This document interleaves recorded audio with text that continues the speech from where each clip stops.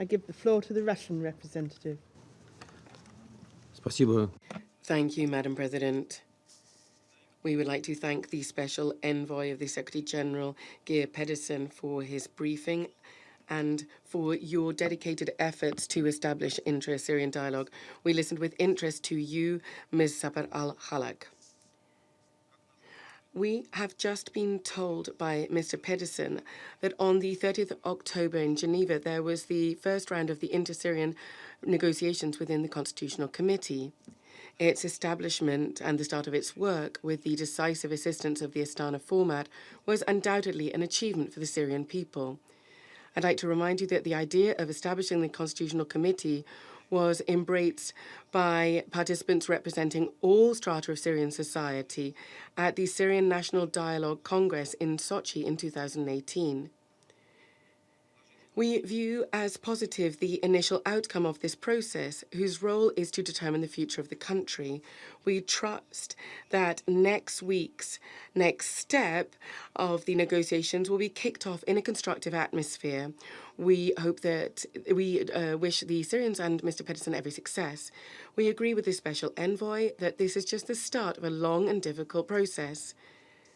Therefore, we believe there's a need to treat this intra-Syrian dialogue very carefully.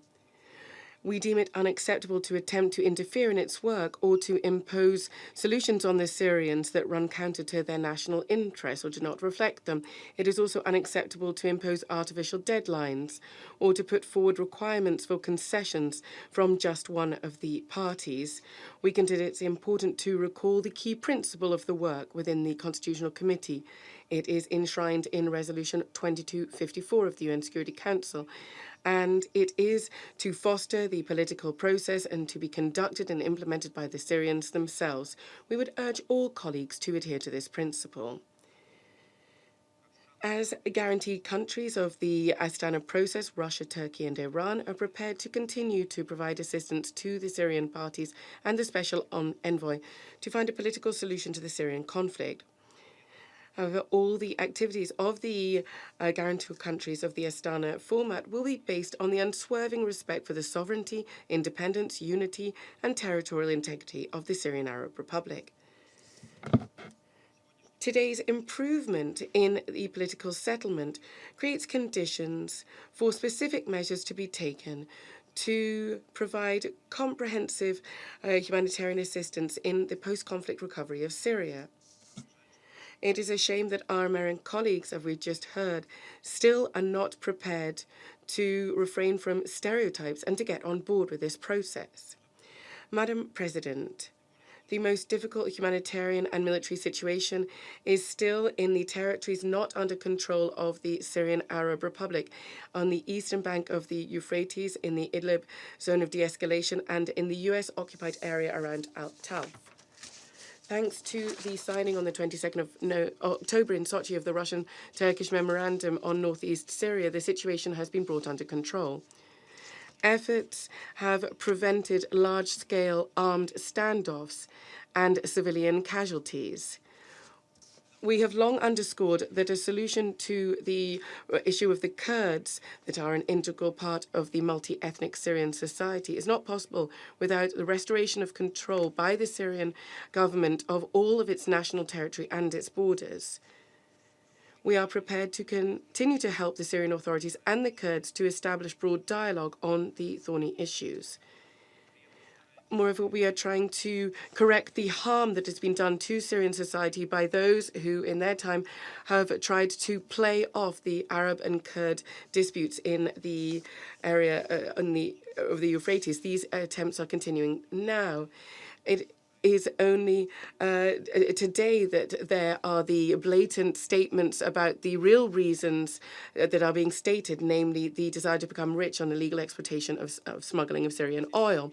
I'd like to point out that the Constitutional Committee involves representatives of the Syrian Arab Republic government and civil society, and also the Syrian opposition, including controlled armed groups. So all who really want to be involved in the process of determining the political future of Syria have joined this peace process.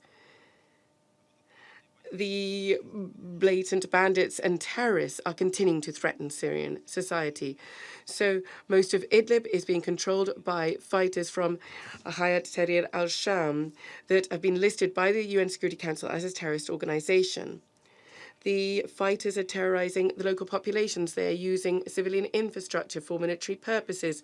They are using civilians and as a human shield. The terrorists of that organization regularly shell neighboring villages and towns. They use modern forms of attack.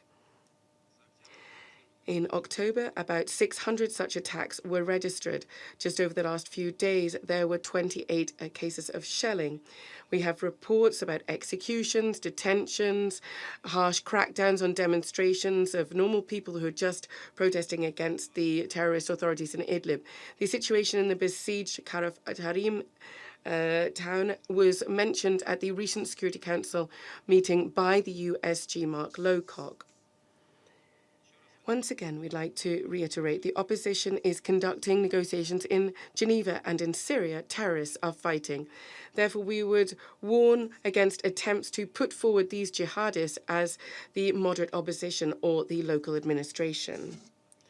We note that some of our colleagues are still focusing on non-credible or very dubious information sources when they're analyzing reports of so-called attacks on civilians and civilian infrastructure.